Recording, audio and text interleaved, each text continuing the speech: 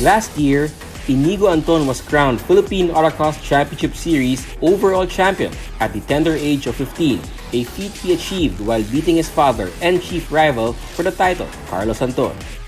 But there's nothing tender about the phenom's skills and potential or his determination to be the best champion racer he can be.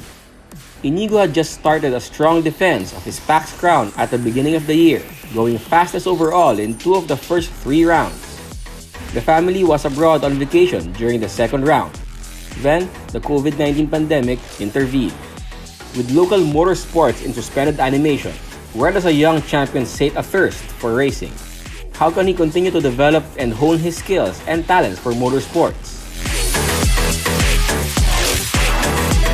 Like everything else during the lockdown, the solution was to go digital. It was for Iñigo an easy and obvious answer. I've been racing virtually for all my life, just video games, but I've never really taken it seriously. It was just like there as, just to have fun. If you're not in the racetrack, might as well just do some practice on the actual simulator. But I really didn't take it that seriously yet, or didn't really focus into it. But since the lockdown happened and there's not any more races, the only races I could join was virtually. So yeah, I kind of checked what the virtual races that were happening and the series. So yeah, and that's how I made my transition. Local motorsports organizers also were quick to shift to virtual racing, providing racers like Iñigo a chance to continue racing against others. Among them was Tuason Racing, which organized the Race for Frontliners, a short e-racing series that also aimed to raise funds for frontliners battling the COVID-19 pandemic. Race for Frontliners drew hundreds of participants, including familiar names from the local motorsports champions and contenders, battling it out with the gamers and professional e-racers. Guess who ended up as champion? Iñigo Anton. For the phenom, it wasn't that hard of a transition, real-life racing to virtual. After all, the Antons have invested in a simulator, maybe for fun or a kind of training for the real thing. It wasn't as hard of a transition. Since I'm used to the sim, I just really had to put in the time and just really focus on it. Change my mindset to, even though it's just a sim race, I'll have the same mindset as in the real thing so that, I can drive to the best of my abilities during the race. So yeah, there's also just a little stuff to learn to adapt again. It feels a little different, but, since the sim is very close to the real thing, it's very easy to adapt to it. It wasn't hard to find more e-racing series to join. There's the GR Supra GT Cup Asia Philippines, where Iñigo, because he is below 18, is competing in the special junior class, when he could well be a contender in the higher classes. Then, there's Alex Young's e-racing GPC Philippine Edition, a round exclusively for local gamers. Competing against local e-racers is just more learning and honing of skills. With our Filipino sim racers, they're also very good, but I've never heard of them in the pro. Kasi I was, not messing around. And then with the actual pro sim racers, like Terence Lalave, Luis Moreno, Daryl Brady, it was amazing, to see our country do well in these actual sim races. And we also had a Philippine edition where we brought all the sim racers from the Philippines to try and duel it out. I was able to get second to Luis Moreno, and it was very fun, and I learned a lot from them also.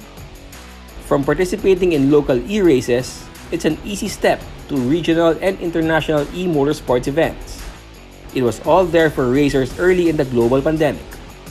One of my titos, Tito Oyi there, he was able to see that I was online in these virtual races also, and he invited me to join some of his races too, in different games of course. So yeah, I just kept on joining and having fun, and then he also invited me to join this ERGP.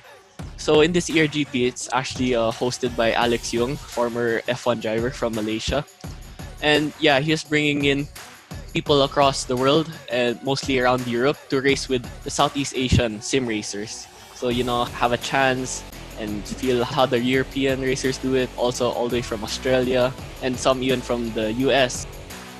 So how was it competing with e-racers at the international level? At least it challenges ourselves to try and compete internationally also with other countries. us learning from each other and adapting to each other, it all helps. And what I've noticed also, like when I try to join or other people try to join international races, we're already almost there at the peak levels. E-racing is good stuff, but for career racers. And there's no doubt Iñigo is looking at a motorsports career. There's really nothing better than driving a race car on a real track. And after 5 months of not getting into a real race car, Iñigo got a chance to at least test one, a Radical, on a real racetrack, Clark International Speedway. But this is as offshoot of a virtual racing. How we got into contact with Radical Philippines about this test was that, you know, they invited me to join that race, and they saw that I was able to have good results. Like in the last race of the Radical, I was able to get 5th out of 50. It was a pretty good race for me, and you know, they're happy with that result, and hopefully they wanted me to try the Radical in real life also. And there's no hiding the joy of finally getting on the track with a fantastic race car. You know, it's like amazing what that Radical can do. Like I would say it's something out of a video game. Like with testing it in the game and then trying it in real life, it does what you want it to do. Like it turns in right away. It has all the power you want. It has the braking power you want also. Yeah, it was amazing to drive. And it was very easy to adapt to it also. Like not being in a car for 5 months, only on the sim. And of course, the sim really helped me to get back into how a car really feels, you know, and how the Radical feels.